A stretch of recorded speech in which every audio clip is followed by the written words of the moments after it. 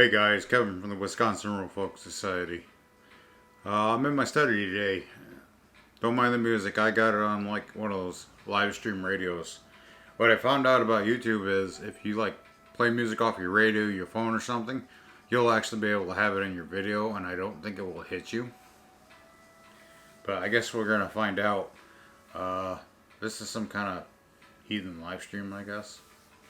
So I can't really control what happens or plays on here.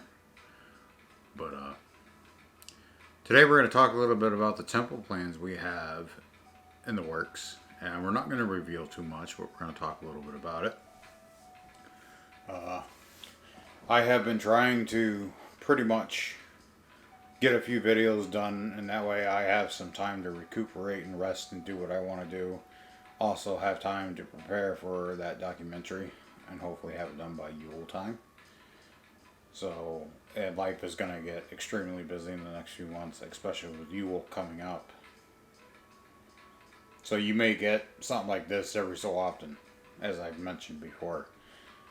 But anyways, I just got the first concept of how we would like to do this drawn up. And then I'm going to probably make some short theorized and hypothesized, you could say, documentations.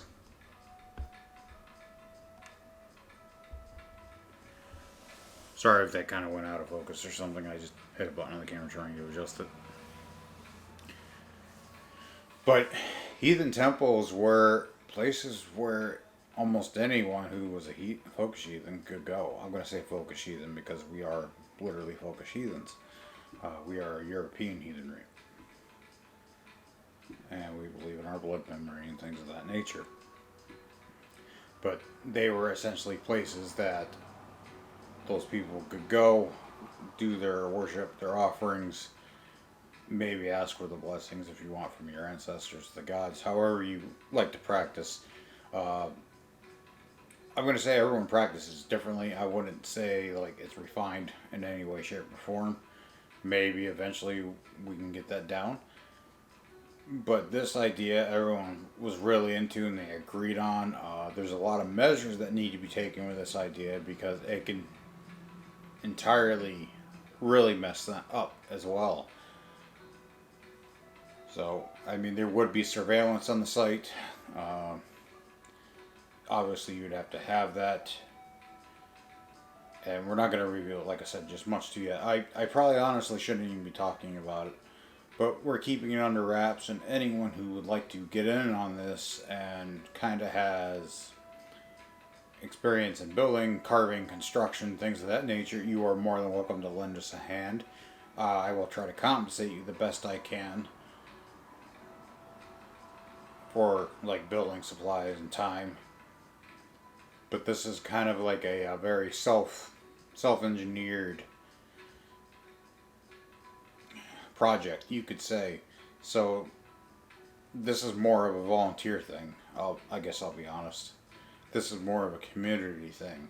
Now, I'm not asking for everyone to drop what they're doing and come out and give us a hand when the time comes. But if anyone's interested in something like this, I'm putting the word out early. I mean, we have a lot of craftsmen and very articulate individuals in our settings as well. But it would be nice to have a place that is consistent for Yule and Midsummer and not just having it on one side of the state either. And that's kind of what this is about.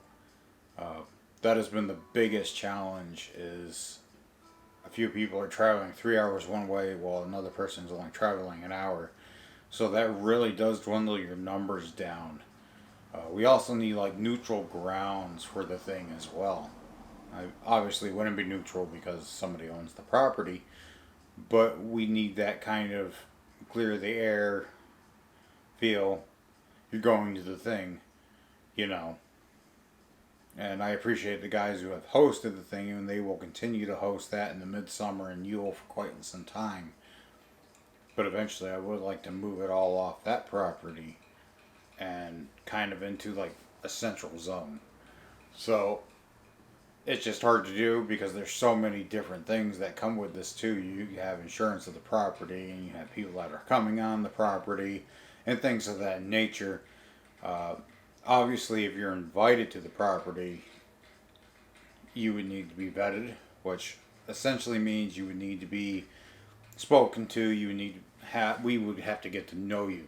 We try to, even with our Gothar guilty. I kind of decided that, all right, well, we have to do an in study at least once a month. We have to see each other at least once a month, meet up, everything.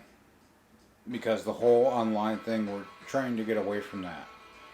And that has been some of the biggest comments too, is that, well, everything's kind of online, that's why I'm back there. And now we're going to try to fracture that, because there's phone numbers and text messengers, there's instant messengers, there's Telegram, you could do all sorts of things, but when it comes right down to it, when you guys meet in person, it's totally a different story. There is no hiding who you are then. Everyone sees you for who you are. And that's the goal, is to get other heathens out like that and to be able to socialize and get to know somebody. And that's how we're going to vet and build a reputable community in Wisconsin. So, anyways, I hope that music ain't too loud in the background. I hope this has been a good video for you guys. It's going to probably be pretty short this week. Like I said, I'm filming 3 weeks before this. This will be the second video for the week. This will be the second video the Monday that I released the Hunter's Right video that I've done already. It's just because I feel real rested. I feel really re-energized. You go to a place like that and you feel like this, you know. So that's what we were talking about. And that's why I think Wisconsin needs a temple that has some kind of public access for heathens. But the bigger events, it would be opened more, you could say. So, anyways, I think I've revealed enough. Stay rural, stay heathen, like, share, and subscribe. Appreciate my subscribers. I appreciate everyone that keeps in touch with the page. I appreciate everybody that comes out and does these things with us. So, without further ado, I'm going to sign off. Stay well.